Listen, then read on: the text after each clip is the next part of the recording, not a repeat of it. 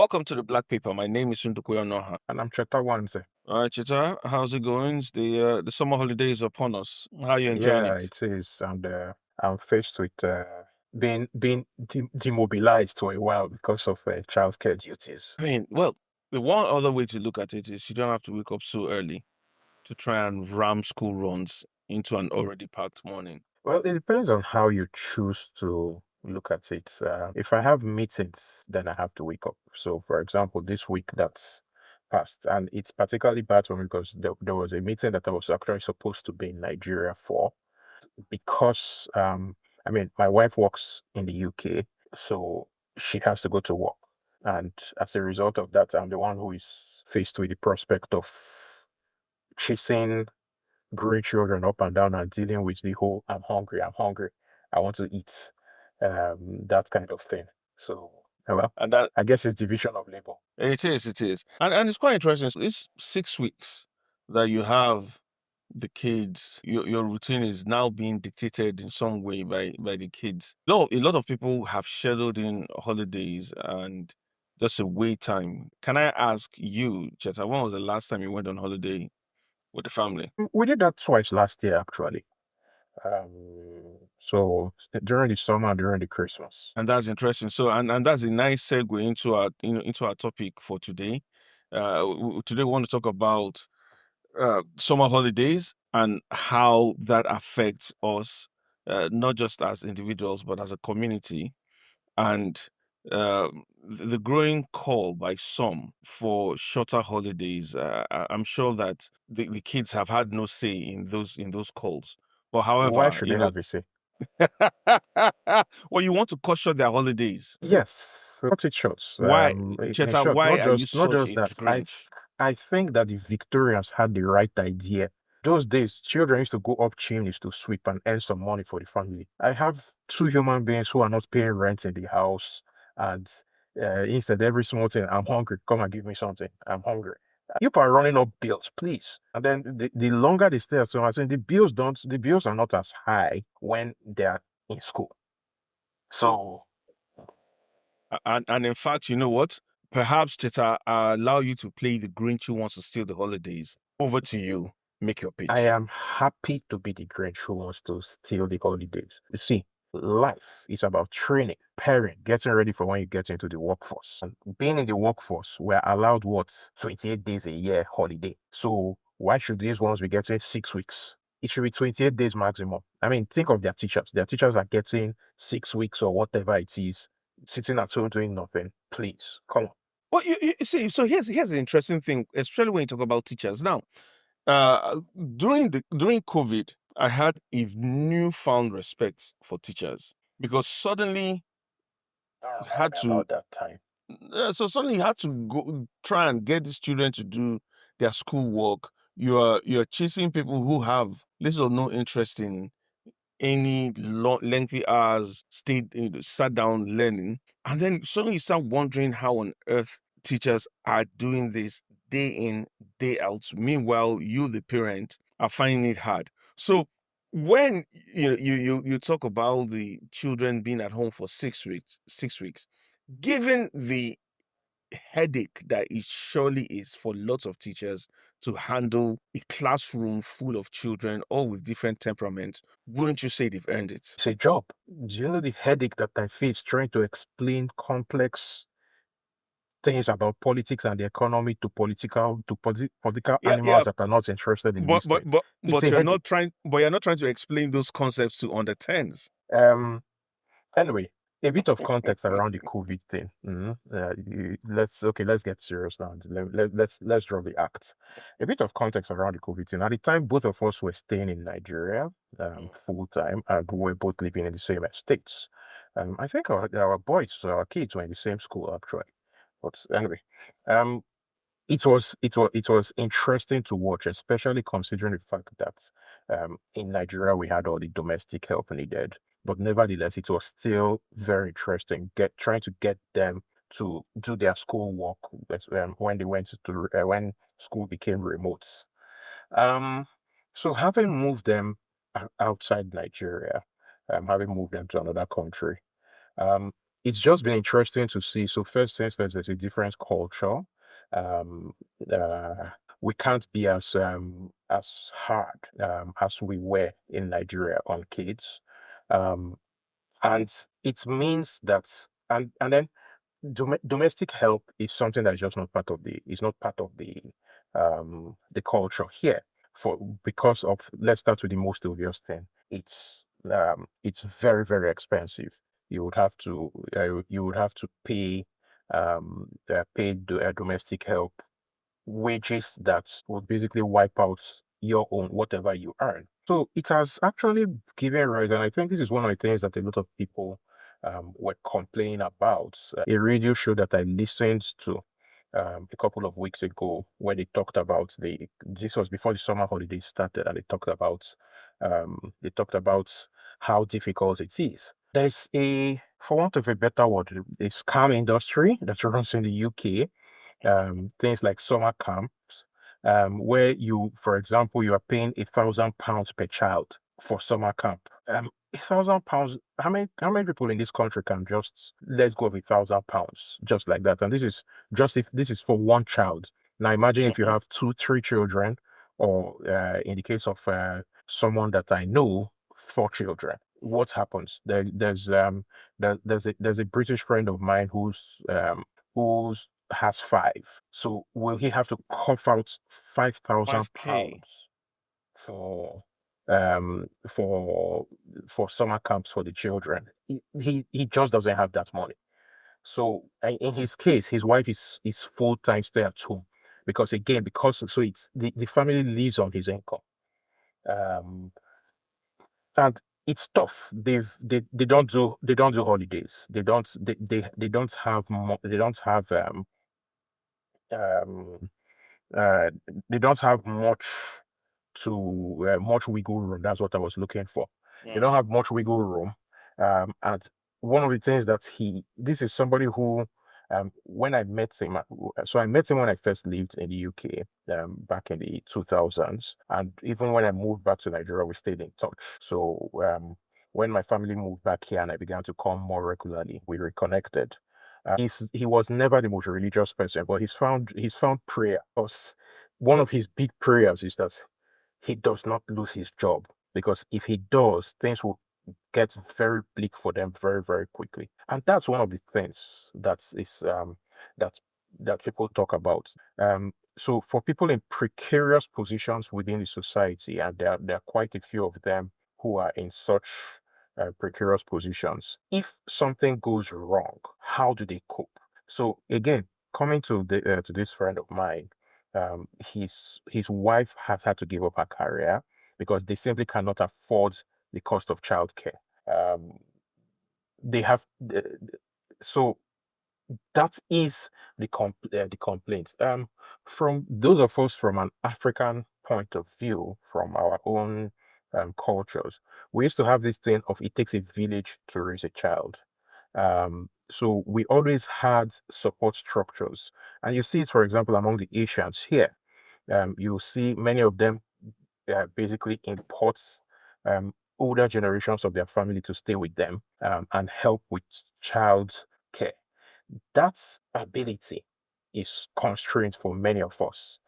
And And this, I think it's something that's very important. The absence of this the village support, puts parents into financial strain.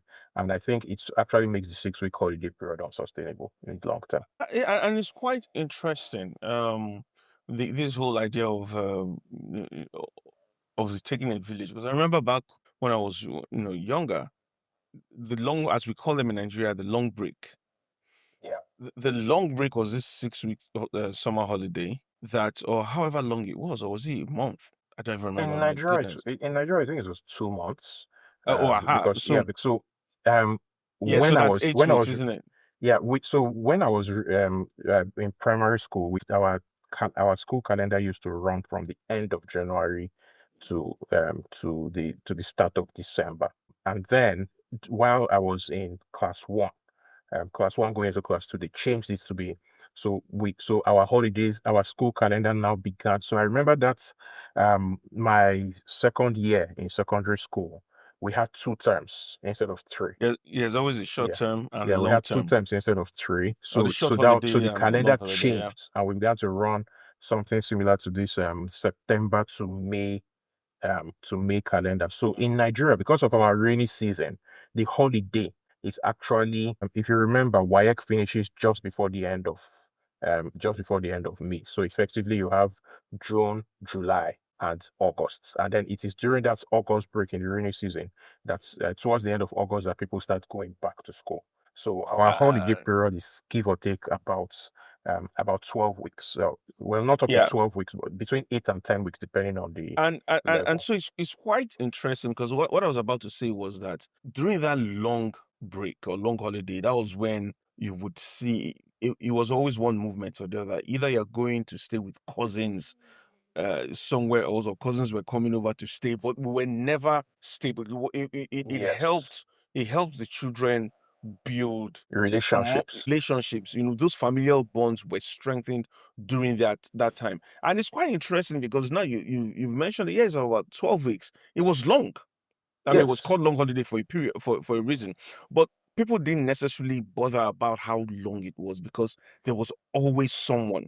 So is it the case then that the argument isn't so much so that that the time is too long as it is that there's no one to take care of people, or rather that care has now been modified because of where we are. And if that is the case, the question then should, in my mind, is why aren't we building that village here?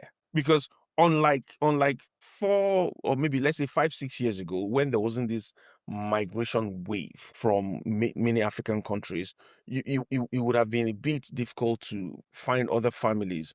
But now all you need to do is step out, either to the city center or the town center where you are, and you find that there are people who don't just look like you, but have your experiences in terms of growing up in, say, Nigeria or Kenya or Ghana, Zimbabwe, wherever. And the question then is, why aren't we building our villages here? Is there something that stops us from utilizing the opportunity this summer holiday gives us to instill that culture even more, entrench it, rather than have to pay for, say, some holiday club? I would say that the answer, so for me, thinking of that, I would say that the answer is roots. Um, Many of our people who moved in the current migration wave, which is coming to an end now, which is being throttled and is coming to an end. Many of our people have not yet fully found their feet here. So we have begun to build small communities, but we are not. So we are in a situation where, in many cases, number one, those who are looking for a job in this part of the world is a full-time job. Mm. Let's start with that. Number two, even those who have jobs, many of them do not have the kind of jobs that they expect to have, that they would have hoped to have. So they're in this sort of looking for the right Limbo. word here. They're sort of in flux. They're trying to Yeah. find their feet. They're not yet where they want to be. So building community, essentially taking care of someone else's children, um, is not quite high on the agenda, because that in itself is another burden. Mm. Um, so one of the things that helped our system back home was the fact that the labor was cheap, or in many cases free. Getting your mom to come to your house and sit with your children was her joy. All you had to do was book a flight for her from the east, and then you would send the driver to go and pick her up from the airport, or go yourself. And you're talking like this as someone who was relatively well to do. Other people Exactly. would is a boss, but Other people is a boss, but to the the point point really is, is you don't have to send a flight ticket. exactly, you just have to transport your mom or a cousin, or someone. Or an auntie or Yeah, someone. there was always someone, and the person would be very happy to come. Yeah. Now, to get that kind of help, so you see, the kind of people we're talking about are largely retirees, not people in the prime of their working career, in the prime of their working life. They can't, people in the prime of their working life cannot really do that. And most of those who have moved are in that WhatsApp group. then they're working prime. So they are faced with the thing of they have to have work. They have to go to work. Yeah. So you now have so I mean if you say you want to get your mom or my mom, first you have to apply for visa. Then you now have to bring her over, and then when she gets here, your father will be calling you and say, "Where's my wife?" You know, that kind of stuff. Because I think there's something different. There's something a bit different from when you take away your mom from your dad. You are in the same country. He knows that yeah, it's just a snap of a finger and she's back. So the pressure on bringing to bring her back is not as much as when it's another country entirely, and then he will start throwing all the tantrums that I need somebody to. I know those men of that generation, where in terms of kitchen affairs, tend to be very helpless. Yeah, So but I will also slightly push back in saying, and I get what you mean. I definitely do. However, when you come here, so today we're recording on a Sunday, and this is because again out of our normal schedule. However, that aside, on any given Sunday, if you go to most churches in the UK or most churches that serve the African communities in the UK, they are full. Those are full on communities by themselves. And my question will be, to look at those religious institutions and say, beyond Sunday sermons, what are you doing during the holidays? Because they have the capacity to have staff. Some of them do have staff and volunteers. There are funds or there are grants that are there to help organizations like this to run their holiday clubs. So, are we missing a trick here? Are we saying, are we pining for what was in terms of what happens in our countries, and not realizing that we can reinvent not necessarily reinvent the wheel, but at least color it a different shade, because there's support, there's government support. But why aren't we tying into that? so I like the fact that you bring up the churches quite often, because I think that they are the churches are the closest that we have to building community, to building a community that sort of resembles what we have back home. Having said that, you know that I don't think too much of churches anyway, but that's another story. And please edit this out so my wife won't hear.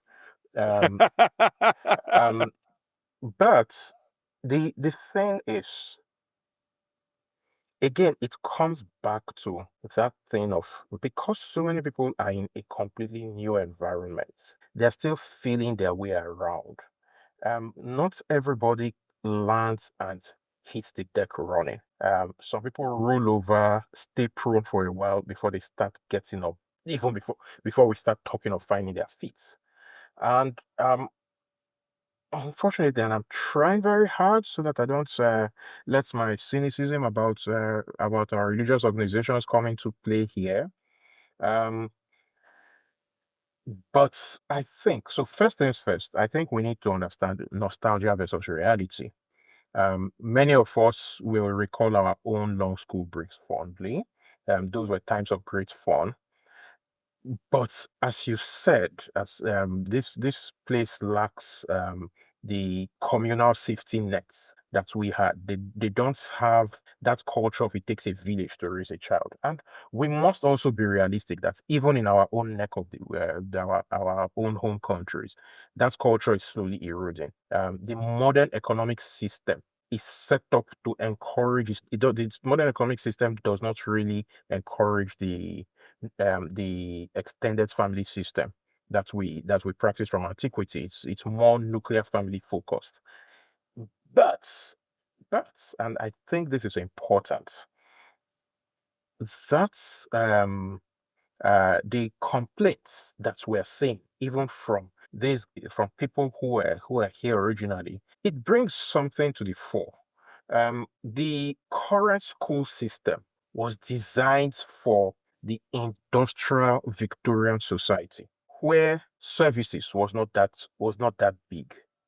So because services, so for example, take me as an example. I work firmly in the services sector and I work largely remotely. There has been a push for there's been a push to start bringing people back into the office. It doesn't need to be that way. Many people who work in the services sector can actually afford to do hybrid work.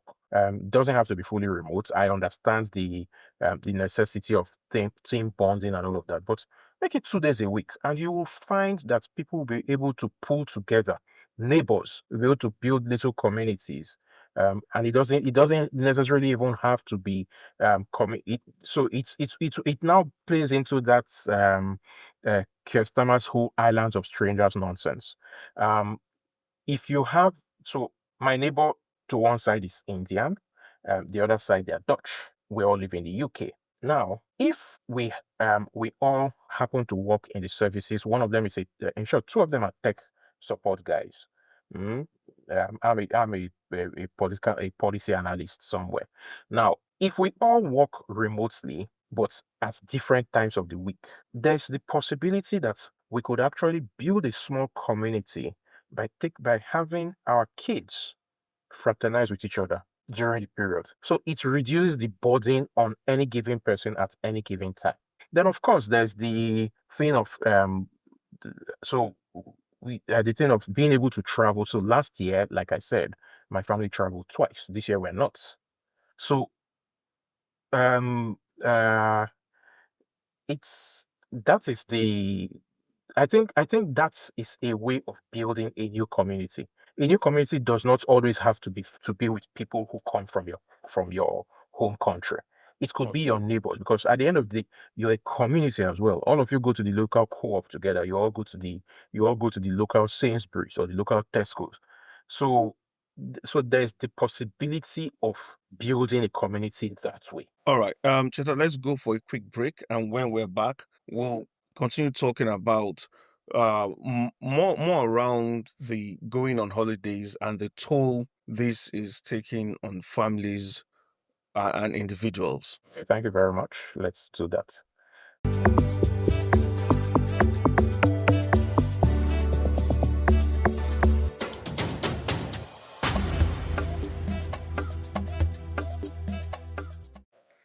Welcome back to the Black Paper. My name is Ndukwe Onoha. I'm Cheta.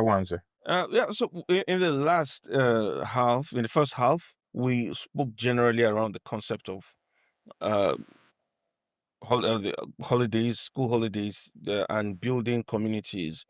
Uh, and but before we went on the break, Cheta, you mentioned that your family had gone on holiday twice last year, You and asked, otherwise I won't have mentioned. yes, yes. And you were not looking at possibly going this year. But again, as a Nigerian, I'll add yet, because there's that allure of Christmas sometimes that you just decide, you know what, let's do this. However, if you look at stats, on Stay Show says that on average, holiday makers budget about 420 per person to spend on a 1 week holiday In away, that Europe. in Europe. And typically, people will spend about £4,000 for annually on holidays. Now, when you're looking at families, especially from our part of the world who have come here, who you have kids, you have colleagues, and everyone is rounding up. It's summer or it's Christmas. What are we going to do? And the kids are looking at all their classmates, who have either come back the previous year with great stories, and they're looking at you and saying, "Daddy, mommy, what are we doing?" And you're also looking at the different bills that you have to pay, because if you've migrated to the UK, it's not just your house rent or your light bill. At some point, You have to pay is home is office. yes, Home the office will home come. office bills Oh. that are waiting down the line. So how do you balance this? And especially if, as we've said in the first half, um, there's no community, as it were, and even the faith-based organizations, the church groups, have not keyed into creating or tapping into those grants that are available for, say, holiday uh, clubs and all that. So that means you now have these 6 weeks with these kids in the house, everyone's looking at you, you're looking back at them. What do you do? Well, so in my case, as an example, I have come up with a timetable. Actually, I sat down. I've I have an extensive movie collection, for example. So I looked through everything, and the kids are not just going to be watching films. So I've come up with, let's start with the whole movie days, which is Fridays for the period that they're at home. I have a list of movies, so we'll watch those movies, we'll discuss them. Um, Using Duolingo, so they're going to be learning some languages. Um, what I've tried to do is to balance activities that I've planned for my kids as to with work because I still have to work. So there will be periods. I mean, in the morning, their mom will bug off to work. Then it will be me and them. There will be those periods where I've already told my people that works. My Fridays for the period that the kids are at home are essentially going to be half days. So that's why we have that movie dates on Fridays. We'll sit down, we'll watch a movie, and I'm looking at the Harry Potter series. Harry Potter discuss those movies. But I'm also trying to find I checked through Amazon. I've not been able to find it. Things Fall Apart. Yeah, that's old Things Fall Apart series. Yeah. I would like them to watch it so that it gives them a connection to what our culture was back in the day. I thought about half of a Yellowstone because I have half of a Yellowstone the movie, but because there are some explicit scenes Yeah. and my kids are not yet of the age, so I thought, yeah, I removed that. But Things Fall Apart is a good thing, but I haven't been able to find it yet. So I'm thinking of what could replace it. Um, so I've sat down and I've developed a timetable for the kids. Yeah. So And then there will be times that they will be left to their devices, and then there will be the occasional evening. Both of them have bicycles, so I'll chase them out of the house, go and ride, so that they're not just sitting down. So I think there should be that proactivity from parents. It's tough because the honest truth is when we went back home, the, I wouldn't have had to lift a finger. There would have been people, and then there would have been close family, friends, close relatives that I could have actually sent them to. For as an example, back home, my wife's siblings, all of them, they would send their kids. They would pick one sibling in for 1 year. They would send all their kids to go and spend again the same kind of thing that we used to do when we were yep, kids. definitely. They'll go and spend time together for at least a week. That isn't there. So we kind of recreated that last year when we went to Nigeria for the summer.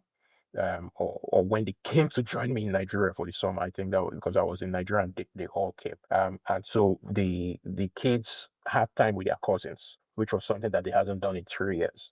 Um, so again, it's tough, and we must acknowledge, like I said earlier, it's also beginning to happen at some level in Nigeria, as the extended family system is slowly breaking down. Um, but I think there's a key thing that somebody said in one of those radio phone-ins about it. Because again, there was a radio phone-in on LBC a couple of weeks ago where they talked about it. There was somebody said that caught my attention. Kids nowadays don't know how to be bored. In our time, we knew how to be bored. We knew, okay, so when there was nothing to do. Now they will come to ask you that they will come to tell you that they are bored. Give me something to do. Like, what? What? In fact, what I do is to create that intentional boredom, as it were. And days when I just say, look, this week or today or whatever, no screens. There's not going to be any of that, and I've done that as well. And I I really noticed don't that care what you it is get like up to. punishment to them. As in, take away the screens, and you No, can see them. but the interesting thing I found, it was difficult at first.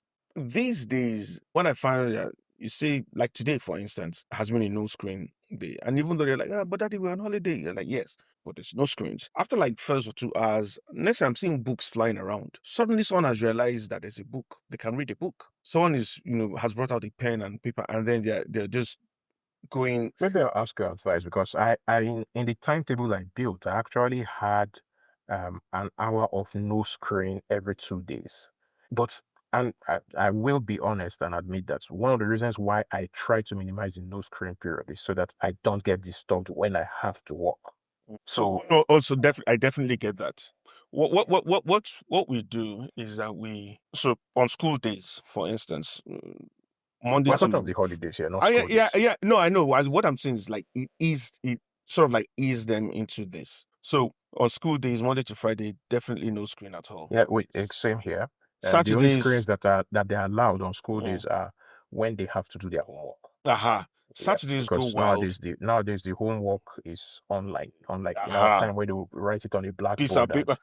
yeah, But then what I then started doing was Sundays, I'll say right, no screen on some Sundays or start limiting so that when we eventually get to the even holidays, I prepare ahead and say, look, tomorrow is no screen. So that before they go to bed, they've already known that they're waking up to no screens at all throughout that day. And in doing so, the file activities as much as they're able to pay attention anyway, the file activities in their heads for what they are going to do tomorrow because they've already been forewarned that you will have no screens. But Cheta, let's slightly come back to this conversation because I've had a few chats with people who FOMO is a thing, fear of missing out, yeah, and not just for their children but for them because what you also need to realize and what a lot of us don't understand or fail to realize sometimes is for a lot of us, this is also a new experience. In fact, for all of us, this is a new experience. We've lived X number of years, over 30 something years, 40 years in Nigeria, where we were the only holidays in a way we look forward to was Christmas holidays, maybe 2 weeks, and then you just shut down. Here in Nigeria, for instance, you won't shut down. But then you come here where you're expected to go away for the summer to do something with the family.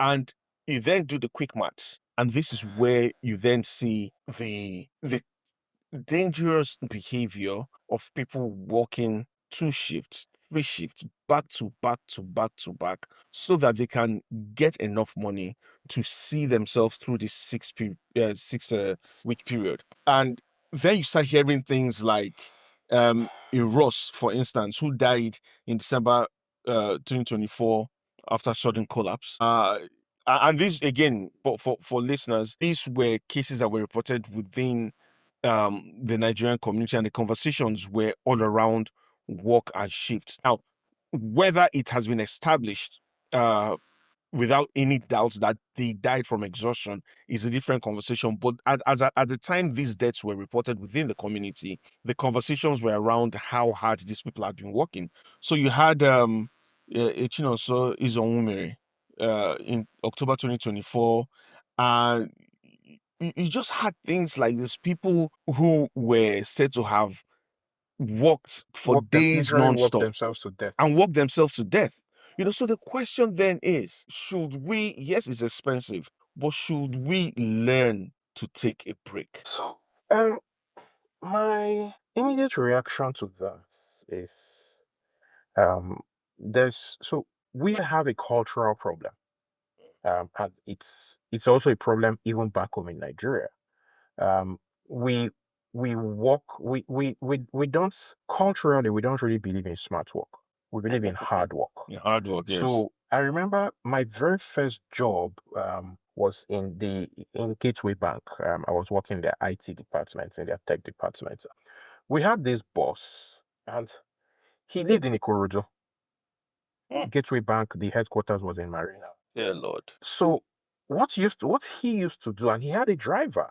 What he used to do was that he would stay in the office till maybe till between 9 and 10, thereabouts, so that the traffic would have cleared a bit. Then his driver would take him home, and then the next morning he would leave his house maybe between 5 and 6. A driver was driving him. He didn't have to navigate the traffic himself, but he didn't like sitting inside the traffic. But what happened was that a lot of my colleagues would sit in the office waiting. So me, who the moment it was 5, I would get up and it helped that I had a relative who was who lived at the time I was living in Surulere. So I had a relative who lived also in Surulere. So it made sense for me. I would get into her car, free ride and all of that. I was just Mm. basically starting my career. So every money I could save, I Of went course, you for see, it. yeah. So when she was leaving the office, I would go and put up with her. It ended up affecting my appraisal because somebody said point blank that I used to leave the office before work was done.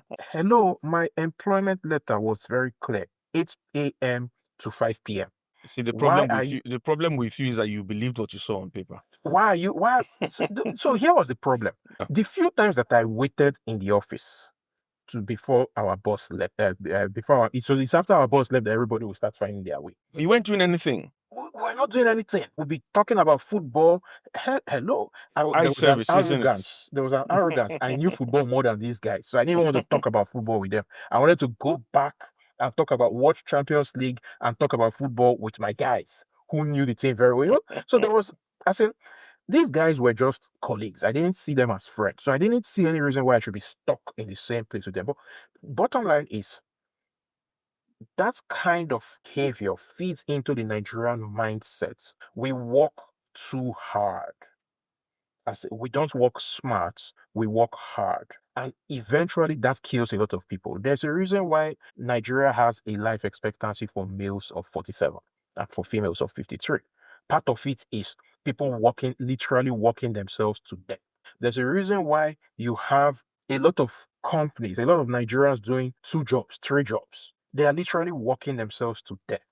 I always tell people something. We are more American in our outlook, which is strange considering that we were colonized by the Brits. We're more American in our orientation. In short, the way I describe America to quite a few people is that America is Nigeria that has money. So we have that, basically drive people to work to one thing I like about Europeans generally is that they know how to live life. These holidays are not so for example, the Christmas holiday that's my family that we had last year, we went to Europe. I know what that did for the mindset and general well-being of my family. We came back really refreshed and recharged, especially, I mean, it was bloody cold here. We went to somewhere warm, had a week. We were gone for a week, but that week was so groundbreaking. It's something that they have right. The Europeans have very right that we haven't learned. Because again, another thing is that we have this cultural inclination to put pressure on ourselves. So many of the people who are working multiple shifts in order to save money to go for holidays are not working, are not doing it in order to go and relax. They are doing it so that they will get pictures for the gram to And pepper them. that topic is something we need to talk about. The need to show that I've Oh, arrived let me even quiet well my mouth when you're before still people will on a call me journey. hater. No, but you see, it's a cultural phenomenon it's one of those things that needs to be consigned to the dustbins of history. But on some podcasts we will talk about it. So yeah, It's so a it's a it's a fundamental, it's a cultural problem. Let's it's just the it's again, a cultural problem. we've touched on it before, the I better pass my neighbor Yes. mindset. Yeah. So it, they find ourselves in a quagmire. On one hand, you want to be able to have this mind shift, this cultural shift, this go on a holiday. But on the other hand, even if you're here and you're working, you have to spend over if you're in London for instance, you're spending about £360, £306 per week for childminders during the holiday period if that is what you want to do and if you don't have that support.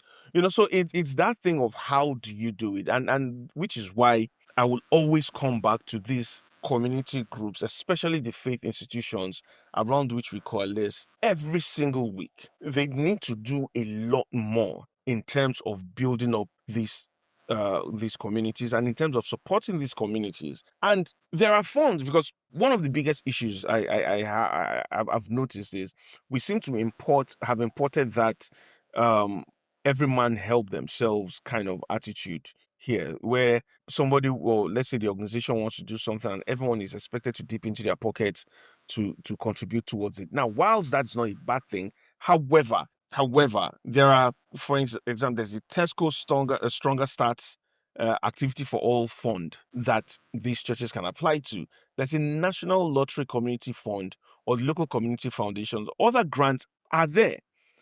So if our institutions, our community organizations can start thinking differently, then we can start building community support from the ground up. Because part of some of the things that we're really concerned about is also the value orientation for our children. Which is why you see people coalesce around certain beliefs or ideas. If you can't create those spaces where you can bring these children, especially during the school holidays, you've already lost the game even before you start playing. So I would like to see a lot more churches have form community interest companies if they don't already have them, and then get these grants, because they are there to support these communities, and they're doing their communities a disservice by ignoring it. Well, Ndukwe, you have a megaphone. You're a politician with the Labour Party. So, which means that when you're campaigning, you go to some of these churches. Why don't you tell them? Oh I mean, my! instead of Do you know coming to how complain on the podcast. do you know how many times I've said this? I have said it to almost every community organization I've gone to, because and I'm sure you know this. There's always in the WhatsApp group, oh, we need to do this. Okay, so this is a levy. I'm like, why? Do you know how many groups we're all contributing 20, 30 pounds to? Form a CIC, get those grants, support the community. I'm not going to. I'm not going to let you drag me into our one of my pet peeves, which is our our unfortunate. So we have for historical reasons, we have a healthy mistrust of government as a people. And basically this shows, so when you start telling, so we, and this is not just about our people here, even our people back home. We need a complete mindset shift towards anything that has to do with government. So that's essentially what you are saying here. So once again, you've provided the opening for me to remind you that you're a politician and you have work to do. And I've been doing that work, so at least for We've not for been saying results. It's not about on doing the on work, it's on about one episode, I results. can push back and say, Cheta, I have been going to these churches and I've said to them, You form haven't gotten community interest results. companies. You Oh haven't well, gotten results. how did they say it? You can take a horse to the stream, you know. This one is a matter of survival. You have to break the neck so that you drink.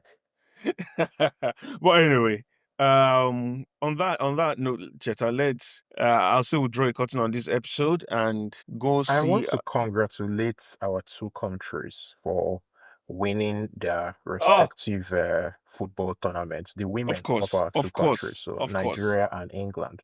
Oh. Nigeria won the Women's African Cup of Nations yesterday, Whoop, whoop. and England just won the Women's Euros 2025 today. I want to point out that one striking similarity I find in both countries, especially in sports, is Mm. that the men are loud and lousy, while it's the women that actually go and get results. You know what? I will not argue with you on that. The women have shown that they have The what it Falcons takes, in and Nigeria sadly, are the Falcons in Nigeria are really super Falcons. they are. The Eagles in Nigeria are Baba Eagles, not Super Eagles. But the sad thing is the men's teams, the men's teams get more support than these women's teams who are bringing In in both the countries, bacon. it's ridiculous. It's ridiculous. You have one team that is constantly showing up, constantly winning the trophy, constantly, showing why the investment in them makes sense. And the other team, just by the fact that they have an appendage somewhere, gets more of the funding, more of the support, is unfair. But congrats to the Falcons, congrats to the Lionesses. You've done us all proud. Congrats to both teams. See you And at the the next time they meet in the World Cup, I won't Oh say who I will well. support. I'll ask you then. I'll make a point to ask you, Cheta. But anyway, see you at the next one. All right, then. See you next week.